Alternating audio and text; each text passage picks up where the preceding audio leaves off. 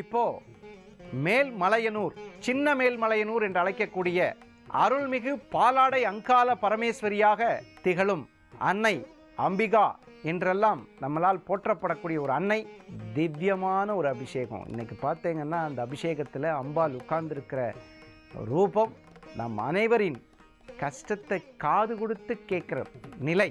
இன்றைக்கெல்லாம் நம்ம அந்த அம்பாள்கிட்ட வேண்டணும்னா கண்டிப்பாக அபிஷேகம், சூலாயுதம் ஏந்திய தேவியை, வேலாயுதம் கொடுத்த தேவியை, அதாவது 4 வேதங்களுக்கும் அதிபதியாக திகழக்கூடிய அம்பாள் இப்பொழுது அபிஷேகத்திற்கு தயாராக இருக்கிறார்.